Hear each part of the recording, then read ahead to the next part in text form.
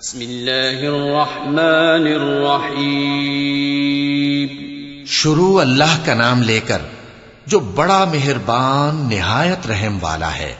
والفجر وليال عشر والشفع والوتر والليل إذا يسر هل في ذلك قسم لذي حجر ألم تر كيف فعل ربك بعاد إرم ذات العماد التي لم يخلق مثلها في البلاد وثمود الذين جابوا الصخر بالواد وفرعون ذي الأوتاد الذين طغوا في البلاد فأكثروا فيها الفساد فصب عليهم ربك سوط عذاب إن ربك لبالمرصاد.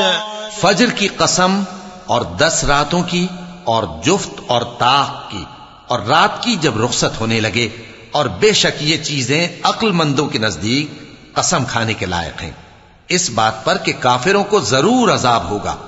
کیا تم نے نہیں دیکھا کہ تمہارے پروردگار نے قوم عاد کے ساتھ کیا کیا جو ارم کہلاتے تھے، دراز قد مانند ستونوں کے، کہ تمام ملک میں ایسے پیدا نہیں ہوئے تھے.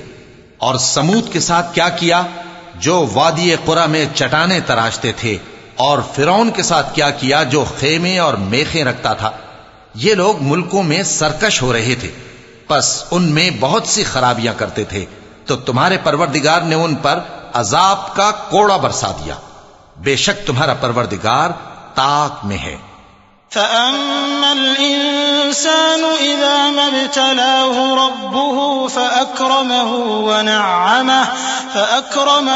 ونعمه فيقول ربي أكرمن وأما إذا ما ابتلاه فقدر عليه رزقه فيقول ربي أهانن كلا بل لا تكرمون اليتيم ولا تحاضون على طعام المسكين وتأكلون التراث أكلا لما وتحبون المال حبا جما. مگر انسان عجیب مخلوق ہے کہ جب اس کا پروردگار اس کو آزماتا ہے کہ اسے عزت دیتا اور نعمت بخشتا ہے تو کہتا ہے کہ میرے پروردگار نے مجھے عزت بخشی، اور جب دوسری طرح آزماتا ہے کہ اس پر روزی تنگ کر دیتا ہے تو کہتا ہے کہ میرے پروردگار نے مجھے ذلیل کیا.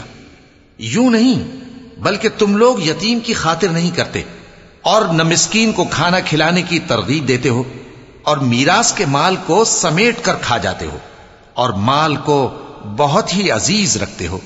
كلا إذا دكت الأرض دكا دكا وجاء ربك والملك صفا صفا وجيء يومئذ بجهنم يومئذ يتذكر الإنسان وأنى له الذكرى يقول يا ليتني قدمت لحياتي فيومئذ لا يعذب عذابه أحد ولا يوثق وثاقه أحد.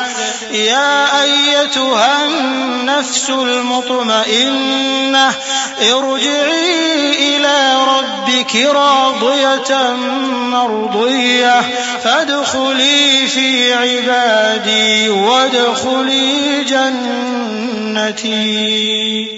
یوں نہیں، جب زمین کوٹ کوٹ کر برابر کر دی جائے گی اور تمہارا پروردگار جلوہ فرما ہوگا اور فرشتے قطار در قطار آ جائیں گے اور دوزخ اس دن سامنے لائی جائے گی، تو انسان اس دن سوچے گا، مگر اب سوچنے سے اسے فائدہ کہاں مل سکے گا.